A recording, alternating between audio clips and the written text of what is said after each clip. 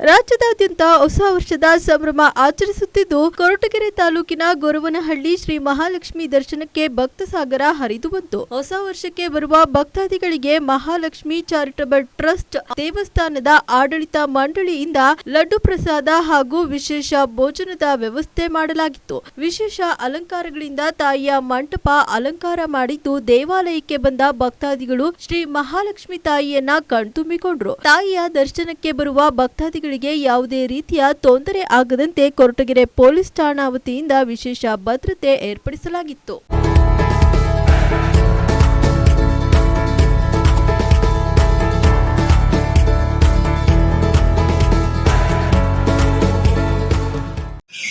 ಕರ್ನಾಟಕ ಜನತೆಗೆ ಹೊಸ ವರ್ಷದ ಆರ್ಥಿಕ ಶುಭಾಶಯಗಳು. ಹೊಸ ವರ್ಷ ಎಂದಿನಂತೆ ಈ ವರ್ಷವೂ ಸಹ ನಮ್ಮ ಮಹಾಲಕ್ಷ್ಮಿ ಚಾರಿಟಬಲ್ ಟ್ರಸ್ಟ್ನವರು ಪ್ರತಿ ವರ್ಷದಂತೆ ಈ ವರ್ಷವೂ ಬರುವಂತಹ ಭಕ್ತರಿಗೆ ಅವರಿಗೆ ಅನುಕೂಲವಾಗುವ ರೀತಿಯಲ್ಲಿ ವ್ಯವಸ್ಥೆಯನ್ನು ಮಾಡಿರುತ್ತಾರೆ. ಕ್ಯೂ ಲೈನ್ ಆಗ್ಬೋದು, ದಾಸೋಹ ಆಗ್ಬೋದು, ಮತ್ತು ಪಾರ್ಕಿಂಗ್ ವ್ಯವಸ್ಥೆ ನಮ್ಮ ಏನು ಒಂದು ಗೃಹ ಇಲಾಖೆ ಅವರಿದ್ದಾರೆ ಅವರು ಭಾಳ ವ್ಯವಸ್ಥಿತವಾಗಿ ಪಾರ್ಕಿಂಗ್ ವ್ಯವಸ್ಥೆಯನ್ನು ಮಾಡಿರ್ತಾರೆ. ಈಗಾಗಲೇ ಬೆಳಗ್ಗೆ 6 ಗಂಟೆಗೆ ಇದು ನಮ್ಮ ಅಭಿಷೇಕ 8 ಗಂಟೆಗೆ ಮುಕ್ತಾಯವಾಗಿರುತ್ತದೆ. ಅಭಿಷೇಕಕ್ಕೆ ನಾನು ನೋಡಿದ ರೀತಿಯಲ್ಲಿ ಸುಮಾರು ಒಂದು 5,000 ರಿಂದ 6,000 ಜನ ಬಂದಿದ್ದಾರೆ ಇವತ್ತು ಅಭಿಷೇಕಕ್ಕೆ. ಈಗ ಮಾಮೂಲಿ ದರ್ಶನ ನಡೀತದೆ. ಇವತ್ತು ವಿಶೇಷ ಪೂಜೆ ಏನೂ ಇಲ್ಲ, ಒಳಗಡೆ ಬರೀ ದೇವರ ದರ್ಶನ ಅಷ್ಟೇ. ಯಾಕೆಂದರೆ ಜನಗಳು ಜಾಸ್ತಿ ಇರೋದರಿಂದ ಬರುವಂಥ ಭಕ್ತರಿಗೆ ತೊಂದರೆ ಆಗಬಾರ್ದು ಅಂತ ಒಂದೇ ಕಾರಣದಿಂದ ನಾವು ಇವತ್ತು ನಮ್ಮ ಕಮಿಟಿಯವರು ತೀರ್ಮಾನ ತಗೊಂಡು ಈ ಒಂದು ದರ್ಶನದ ವ್ಯವಸ್ಥೆಯನ್ನು ಮಾಡಿದ್ದೇವೆ. ಬೆಳಗ್ಗೆ ಏನು ಬಂದಿದ್ರು ಅಷ್ಟು ಜನಕ್ಕೂ ಒಳ್ಳೆಯ ದರ್ಶನ ಎಲ್ಲ ಆಗಿದೆ. ಈಗ ಜನ ಮಧ್ಯಾಹ್ನ ಆಗ್ತಾ ಜನ ಜಾಸ್ತಿ ಆಗಿದ್ದಾರೆ. ಬರುವಂಥ ಭಕ್ತರಿಗೆ ನೀರಿನ ವ್ಯವಸ್ಥೆ ಆಗ್ಬೋದು. ಬೆಳಗ್ಗೆ ತಿಂಡಿ ಮಾಡಿಸಿದ್ವಿ. ಸುಮಾರು ನನಗೆ ತಿಳಿದ ಮಟ್ಟಿಗೆ ಒಂದು 5,000 ಜನಕ್ಕೆ ಮೇಲೆ ತಿಂಡಿ ತಿಂದಿದ್ದಾರೆ ಇವತ್ತು. ಈಗ ಊಟದ ವ್ಯವಸ್ಥೆ ಇದೆ. ರಾತ್ರಿ 10 ಗಂಟೆವರೆಗೂ ಊಟದ ವ್ಯವಸ್ಥೆ ಇದ್ದೇ ಇರುತ್ತೆ. ಈಗ ಜನ ಜಾಸ್ತಿ ಆಗಿದ್ದಾರೆ. ಏನು ನಮ್ಮ ಪತ್ರಕರ್ತರಾಗ್ಬೋದು, ನಮ್ಮ TV ಮಾಧ್ಯಮದವರು ಎಲ್ಲರೂ ಬಂದು ಮಾಡಿದ್ದಾರೆ. ಅವರೆಲ್ಲರಿಗೂ ವರಮಹಾಲಕ್ಷ್ಮಿ ಹೊಸ ವರ್ಷಕ್ಕೆ ಅವರಿಗೆ ಒಳ್ಳೇದು ಮಾಡಲಿ. ಅವರಿಗೆ ಬರುವಂಥ ಭಕ್ತರು ಏನು ನಮ್ಮ ತಾಯಿನ ನಂಬಿ ಬರ್ತಾರೆ ಅವರಿಗೆ ಒಳ್ಳೇದು ಮಾಡಲಿ. ಅವ್ರಿಗೆ ತಾಯಿ ಅವ್ರಿಗೆ ಸದಾ ಆಶೀರ್ವಾದಿಸಲಿ. ಅವ್ರಿಗೆ ಏನು ಕೋರಿಕೆಗಳಿದ್ದಾವೆ ಅವನ್ನೆಲ್ಲ ನೆರವೇರಿಸಲಿ ಅಂತ ಹೇಳಿ ನಮ್ಮ ಮಾಧ್ಯಮದವರು ಆಗ್ಬೋದು, ಫೈರ್ ಸ್ಟೇಷನ್ನವ್ರು ಆಗ್ಬೋದು, ಮತ್ತು ನಮ್ಮ ಇವರು ಬಂದಿರೋ ಪೊಲೀಸ್ ಸಿಬ್ಬಂದಿಯವರು ಆಗ್ಬೋದು, ಎಲ್ಲರೂ ಭಾಳ ಸಹಕಾರ ನೀಡಿ ನಮಗೆ ಕೈ ಜೋಡಿಸಿ ಇದು ಮಾಡ್ತಾಯಿದ್ದಾರೆ. ಅವರೆಲ್ಲರಿಗೂ ಹೊಸ ವರ್ಷದ ಶುಭಾಶಯಗಳನ್ನು ಹೇಳಿ ನನ್ನ ಈ ಒಂದೆರಡು ಮಾತನ್ನು ಇಲ್ಲಿವರೆಗೂ ನನಗೆ ತಿಳಿದ ಮಟ್ಟಿಗೆ ಒಂದು 15,000 ಜನ ಬಂದಿದ್ದಾರೆ.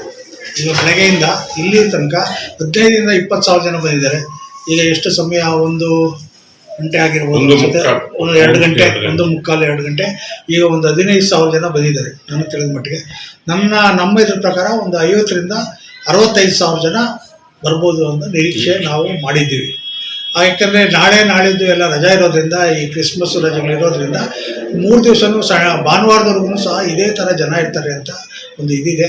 ಆಮೇಲೆ ನಾವು ಈ ಪ್ರಸಾದ ವಿತರಣೆ ಮಾಡ್ತಾ ಇರಲಿಲ್ಲ, ಅದೊಂದು ಶುರು ಮಾಡೋಣ ಅಂತ ಇವತ್ತು ಲಾಡು ಪ್ರಸಾದ ಏನು 100 ರೂಪಾಯಿ 300 ರೂಪಾಯಿ ಟಿಕೆಟ್ ತಗೊಂಬರೋಂಥ ಭಕ್ತರಿಗೆ ಮತ್ತು ಜನರಲ್ಲಾಗಿ ಬರುವಂಥ ಭಕ್ತರಿಗೆ 100-300 ರೂಪಾಯಿ ತಗೊಳ್ಳೋರಿಗೆ ಉಚಿತವಾಗಿ ಲಾಡು ಪ್ರಸಾದ ಕೊಡ್ತಾಯಿದ್ದೀವಿ.